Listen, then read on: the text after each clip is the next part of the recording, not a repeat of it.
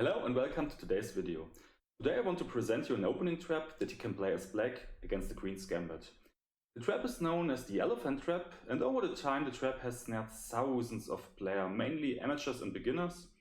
But as you can see, also stronger players like Miguel or Silva fall for it. So yeah, I think it's worth knowing how the trap works. And you can see the critical position already in the board. It's black to move and win right at the spot, but take your time. Before we just jump right into the tactic, I of course want to show you how to reach the position and what white should have done to avoid the trap. So without further ado, it's time to checkmate.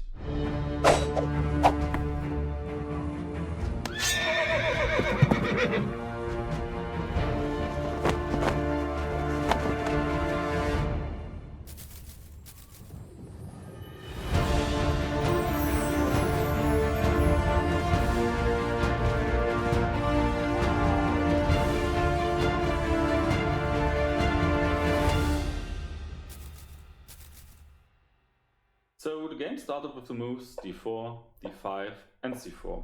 This is known as the starting position of the queen's gambit, one of the most famous openings in chess. White intends to attack black's center right from the start, and in this position black decided to play e6. This is known as the queen's gambit declined, darting the pawn on d5 and opening up the line for the dark squared bishop. So here white decided to play knight to c3 and putting even more pressure on the d5 pawn. Black decided to defend it one more time with knight to f6, and white starts putting even more pressure on the d5 pawn by playing bishop to g5, pinning our knight on f6. And white already has a plan in mind that you can see if black would play, for example, let's say h6. He just simply wants to grab off the knight on f6, because if we would take it back with the queen, then he simply would just win the pawn on d5. Yeah, this is really not what we want to go for if we are black.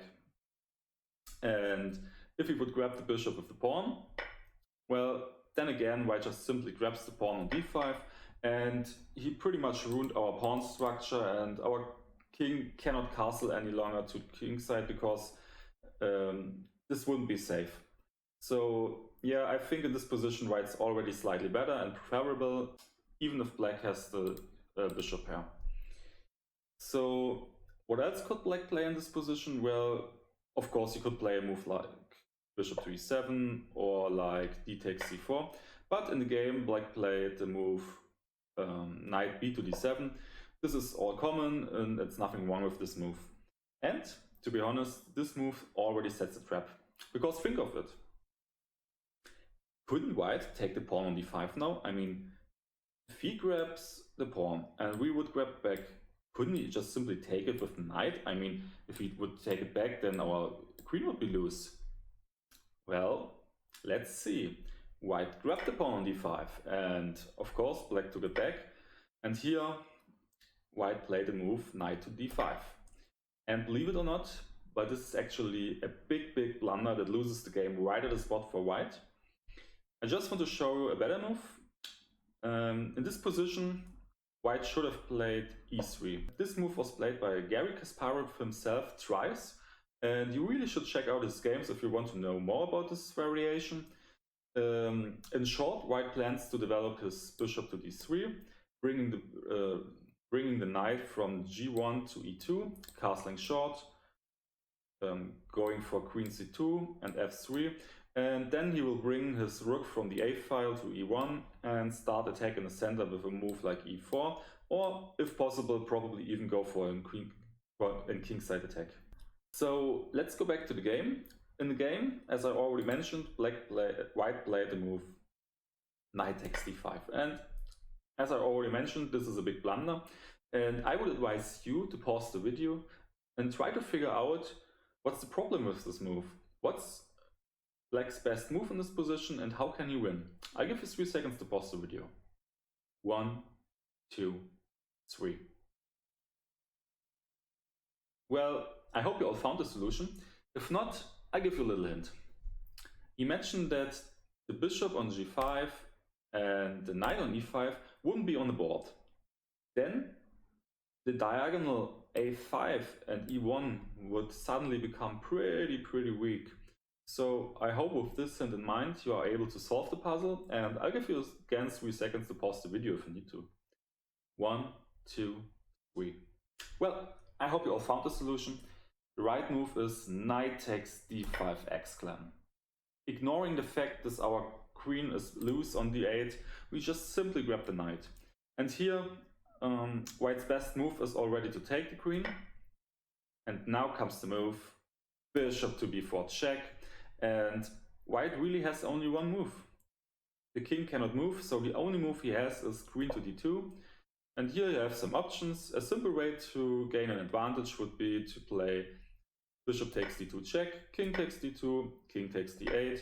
But I think that after e4, white has at least some kind of counterplay. It's not much, it's not enough to win the game, but I think that's kind of unpleasant, and I think we could play a better move, and this is just simply taking the bishop, because the queen doesn't run away.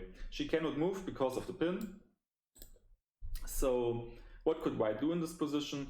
Let's say he grabs the bishop, then we just simply grab the queen with our knight, threatening knight to c2 check, so he has to do something about it. The best move for him would be king d1, because if he moves his rook, then the pawn would be loose.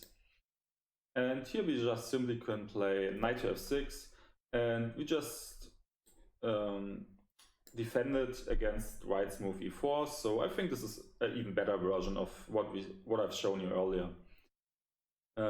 Let's say white doesn't take the bishop, but instead develops his knight to f3.